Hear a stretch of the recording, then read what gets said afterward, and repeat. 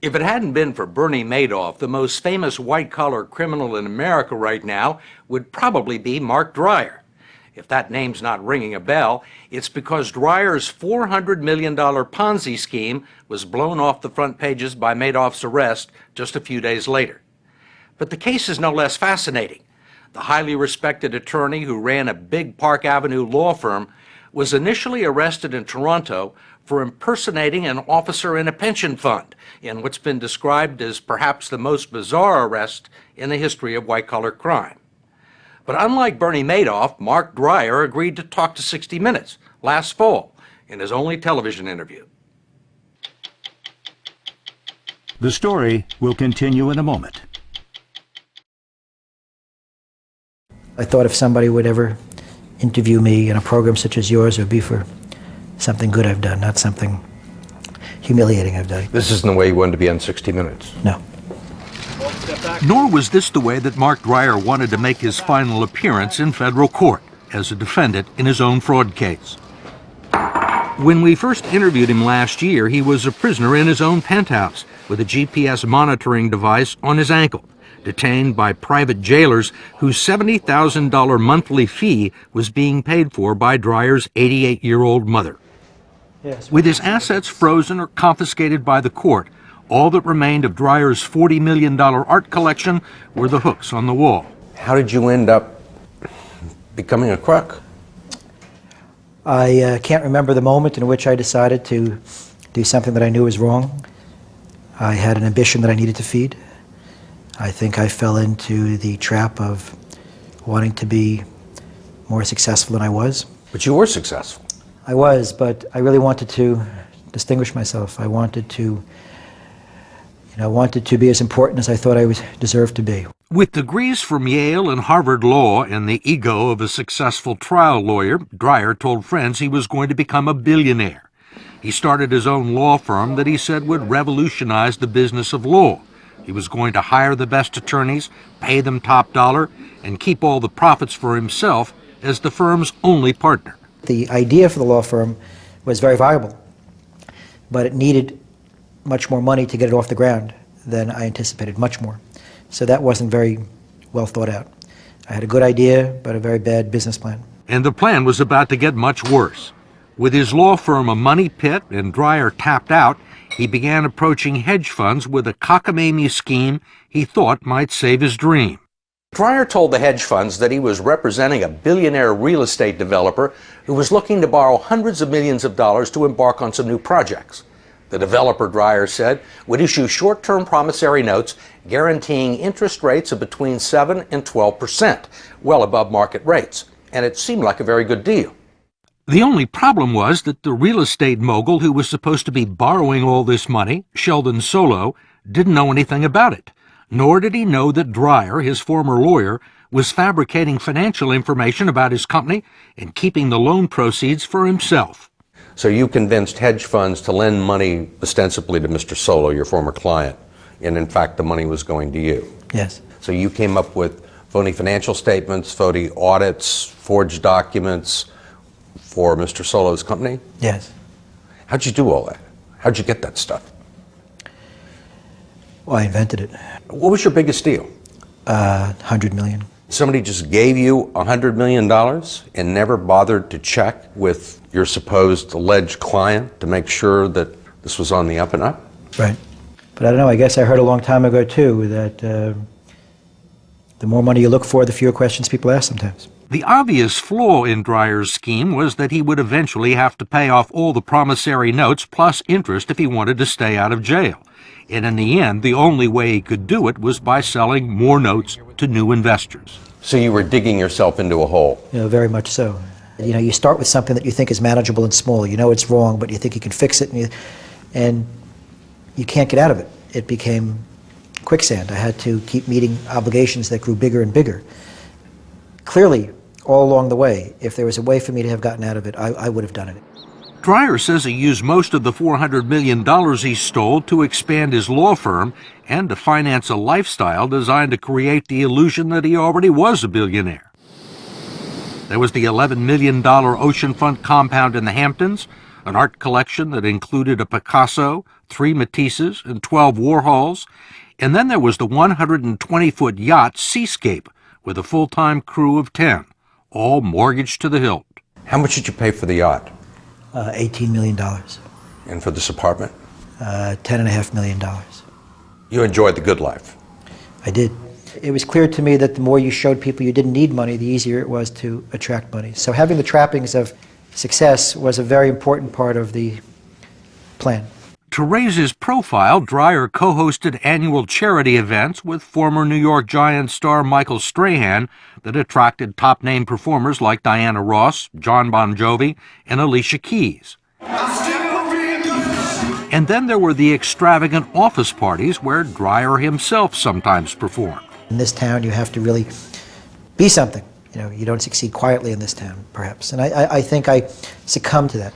By 2007, Dreier LLP occupied 10 floors of a Park Avenue building, employed more than 250 lawyers around the country, with high-profile clients like Bill Cosby, Andy Pettit, Maria Sharapova, and Justin Timberlake. What no one but Marc Dreier knew was that the rents, the salaries, and the expenses were all being subsidized by fraud. I recognized in the last couple of years that what I saw as a $20 million mistake had grown into a mistake of a few $100 million. And then I did some increasingly irrational things because I wasn't thinking clearly. Crazy things. Yeah. Desperate. Yeah. As the financial crisis set in, Dreier was holding hundreds of millions of dollars in loans that were about to come due, and everyone wanted their money back. When Dreier was a month late on a $100 million loan payment, the hedge fund that was owed the money demanded a face-to-face meeting with executives at Sheldon Solo's real estate operations here at his office building in New York. With reality closing in, Dreier enlisted the services of a former client, Kosta Kovachev, to impersonate the president of Solo's operation. Then he commandeered a conference room in Solo's office for a meeting with a hedge fund in hopes of getting a loan extension. And you conduct this whole charade right there in the middle of Solo's business. Yeah. Did you think you were going to get away with that? Yeah. You did, actually, didn't you? Yeah. Were you nervous? I should have been nervous, but I don't know. I wasn't very nervous. I don't get the sense that you're a very emotional person. I think I am. I didn't plan anything I was going to say in this interview other than not to lose my emotions. But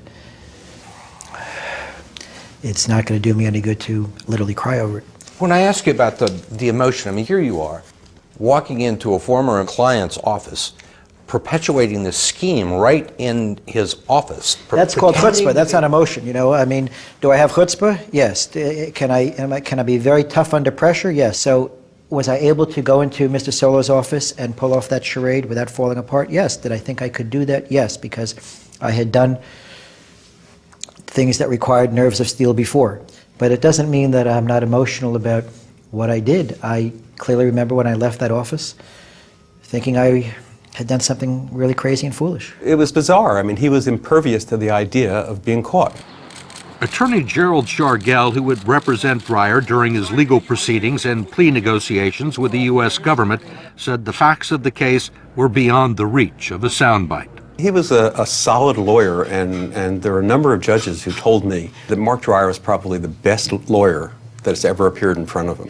And all of a sudden, out of the blue, it's like something went off the tracks. In December of 2008, both investors and investigators had grown suspicious of Dreier, and his luck would eventually run out in Toronto, where he pretended to be a lawyer for a teacher's pension fund in order to swindle a hedge fund out of $33 million. That was the first act I'd done where I knew I was going to get caught and just couldn't help myself.